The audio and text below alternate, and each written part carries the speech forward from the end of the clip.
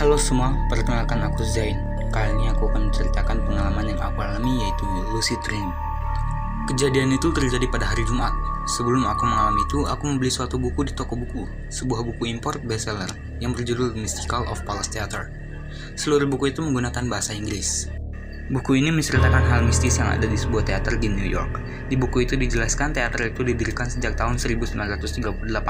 Buku ini tidak tebal, memuat 3 bab di dalamnya. Bab pertama menceritakan seorang lelaki bernama Smith yang mati secara tragis di teater tersebut. Smith mati dengan cara yang matanya yang dicungkil oleh seseorang yang sampai sekarang tak diketahui keberadaan dan namanya. Di bab ini juga diceritakan seseorang yang bernama Cleveland yang merupakan teman Smith. Smith seringkali mengganggu para penonton di Palace Theatre, bahkan pernah sampai mengejar seorang penonton. Ia menggunakan jas yang rapi dan berkulit pucat. Di bab kedua menceritakan seorang perempuan yang bernama Charlotte. Perempuan itu tidak memiliki kepala. Ia menggunakan jas jaket hitam serta pantyhose. Di bab ketiga menceritakan seorang perempuan yang merupakan pemain biola atau violinis. Dia bukan korban pembunuhan pada cerita kali ini. Di bab ini juga menceritakan Cleveland yang merupakan partner perempuan itu dalam pertunjukan musik. Di bab ini dijelaskan bahwa Cleveland adalah pianis. Mereka berdua memainkan sebuah musik yaitu Violin Sonata nomor 9, Kreutzer, karya Ludwig van Beethoven. Bab ini berakhir dengan aneh, di mana saat mereka berdua selesai memainkan lagu tersebut, seluruh lampu di teater itu padam. Dari ketiga bab itu, bab yang paling normal adalah bab ketiga. Walaupun begitu, terdapat beberapa keanehan pada bab ketiga. Selain ending yang aneh, nama sang perempuan juga tidak diketahui dan juga ada penjelasan yang tidak berhubungan dengan cerita pada bab ketiga. Menjelaskan tentang bagaimana cara mengalami lucid dream yang menceritakan tentang akhir pada cerita di buku ini. Itu dengan mendengarkan musik Violin Sonata nomor 9 Kreutzer sebelum tidur.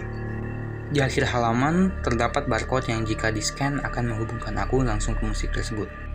Dan di buku itu dijelaskan juga, jika ada yang mengalami lucid dream, maka ada 2 orang lain juga yang mengalami hal tersebut. Aku yang iseng mencoba hal tersebut, dan benar saja, aku mengalami lucid dream. Aku mendengar musik Kreutzer. Saat aku membuka mata, aku berada di panggung, memainkan piano, dan aku melihat perempuan yang diceritakan di bab ketiga itu sedang memainkan biola. Apakah ini benar-benar kelanjutan? Tanyaku. Aku tidak takut akan hal itu, malahan sangat takjub. Apa yang dijelaskan di buku itu benar-benar terjadi, dan juga ini pertama kalinya aku mengalami lucid dream. Anehnya, aku yang tidak pernah memainkan piano dengan sangat lancar bermain piano tersebut, seakan-akan sering bermain piano. Saat sudah selesai bermain, lampu di teater tidak mati, berbeda dengan yang ada di buku. Ini aneh, kenapa berbeda dengan yang di buku, ucapku.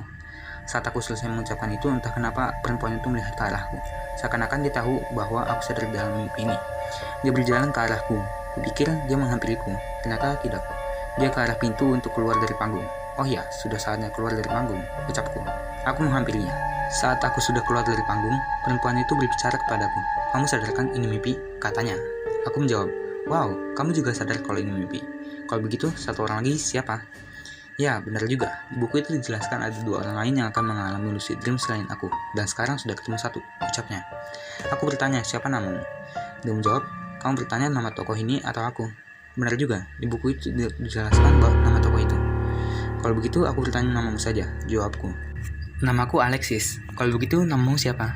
Oh iya, aku bertanya nama aslimu, bukan nama tokohmu, ucapnya. Aku pun menjawab, namaku Zain, salam kenal Alexis. Alexis berkata, dari namamu, kamu tidak seperti orang barat, tapi bahasa Inggrismu cukup bagus. Terima kasih, jawabku. Kami berdua berjalan menelusuri lorong, hendak keluar dari bagian stage menuju ke bagian penonton. Alexis berkata kepadaku, saat di luar nanti jangan bicarakan kalau ini adalah mimpi ke siapapun selain aku. Aku bertanya kenapa? Alexis menjawab, karena kita tidak boleh membicarakan tentang lucid dream ini ke mereka.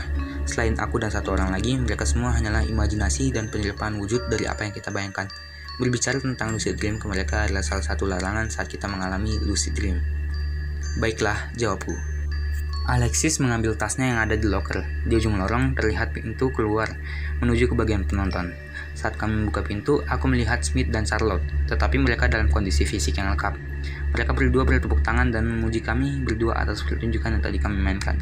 Smith berkata kepadaku, pertunjukan yang hebat, sekarang saatnya pertunjukan aku dan Charlotte.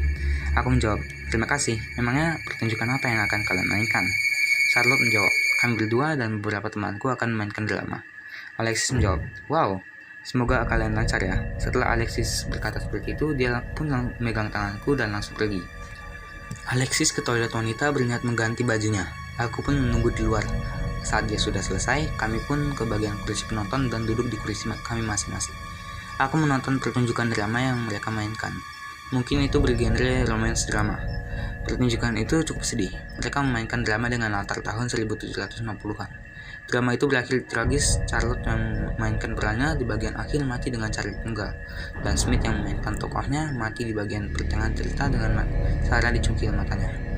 Melihat itu, aku langsung merinding. Aku pun berkata ke Alexis, cara mati mereka sama dengan yang di buku, bukan? Alexis menjawab, ya. Jawaban singkat itu membuatku merasa kalau Alexis juga merinding seperti itu. Entah kenapa melihat itu membuat kami berdua merasa aneh, dan tiba-tiba saja seluruh lampu di teater mati. Dalam gelap aku hanya merasakan tangan Alexis saja yang menggenggamku. Namun setelah lampu teater mati, tiba-tiba saja lampu yang ada di panggung menyala. Di panggung itu aku hanya melihat Charlotte dengan kondisi tanpa kepala, sama seperti yang ada di buku The Mystical of Palace Theater. Charlotte menuruni panggung. Dengan memanfaatkan cahaya dari panggung, aku berlari menuju ke arah pintu keluar yang ada di lantai bawah. Aku pun menuruni tangga. Saat sudah di lantai bawah, aku melihat Charlotte yang berjalan menuju ke arah kami. Kami berdua pun lari ke arah pintu keluar. Charlotte pun berlari berusaha mengejar kami. Untung saja kami dapat keluar dari tempat itu dan lepas dari kejaran Charlotte. Namun kami benar-benar belum keluar. Harus melewati lorong dengan minim cahayaan, dan dari kejauhan aku melihat Smith dengan kondisi tanpa mata. Dia berlari ke arah kami. Tetap berlari ke ujung lorong, jawabku dengan tegas. Saat kami dan Smith sudah dekat, ternyata dia menembus kami. Namun tiba-tiba saja pandanganku kabur dan menghitam. Ya, aku pingsan dalam mimpi. Mungkin sekitar 2-3 menitan. Aku mengalami kondisi itu, walaupun begitu, aku tidak bisa terbangun ke dunia nyata. Saat aku sadar, aku terbangun di luar teater. Melihat beberapa polisi, anehnya tanganku diborgol. Inilah akhirnya. Pelaku pembunuhan Charlotte dan Smith dari awal adalah kamu. Bukan, tapi itu Cleveland. Inilah ending yang ada di buku The Mystical of Palace Theater. Akhirnya menggantung itu sekarang sudah terjawab, ucap Alexis. Aku pun menjawab, akhirnya cukup bagus menurutku. Tapi aku masih tidak mengetahui apa motif Cleveland membunuh Charlotte dan Smith. Alexis menjawab, ya, aku juga. Untuk terakhir kalinya, aku bertanya sosial medianya, dan dia memberitahunya, karena aku merasa bahwa mimpi ini akan berakhir. Dan sudah sampai saat ini, kami pun belum tahu siapa satu orang lagi yang mengalami lucid dream, ucap Alexis. Ya, jawabku. Aku pun naik ke mobil polisi. Di dalamnya ada seorang laki yang merupakan polisi. Saat aku sudah naik, polisi itu bertanya kepadaku, apa kau tahu nama perempuan tadi? Aku pun berpikir, Alexis itu nama orang lain, dan bukan nama tokoh itu. Jadi aku menjawab, aku tidak tahu. Nama dia Anna, jawab polisi itu. Aku pun bertanya kepadanya, kalau begitu namamu siapa?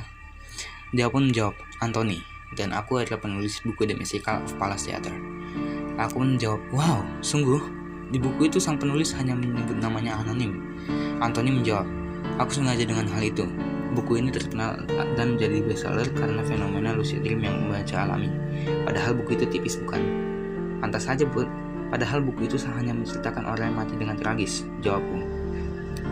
Saat itu aku melihat ke arah cermin yang ada di mobil, dan aku pun tiba-tiba saja melihat ke belakang. Melihat Anna yang mati tertusuk oleh seseorang. Tiba-tiba saja pandanganku menghitam lagi. Sekejap aku tersadar dari fenomena lucid dream itu. Aku mengecek HP-ku, dan sekarang sudah hari Sabtu, jam 8 pagi. Aku terbangun dari mimpi yang cukup panjang itu. Dengan perasaan takjub akan fenomena tersebut, aku teringat dengan akun sosial media yang Alexis berikan, dan langsung saja aku melihat melalui handphoneku. Benar saja, akun itu ternyata benar-benar ada. Dan juga walaupun begitu, aku teringat pada bagian akhir di mana Anna ditusuk oleh seseorang, dan juga bayangan diriku yang kulihat di cermin adalah wajahku, bukan wajah Cleveland. Padahal di mimpi itu aku memainkan peran sebagai Cleveland. Hal itu membuatku bingung, dan aku yakin bahwa Cleveland tidak tertangkap. Langsung saja aku melihat ke buku The Mystical of Palace Theater itu. Di dalamnya terdapat satu bab tambahan yang berjudul The End, menjelaskan ending yang ada di buku itu. Kejadian dan dialog yang sangat mirip dengan apa yang aku alami di mimpi tadi. Tidak ada satupun adegan yang terlewat.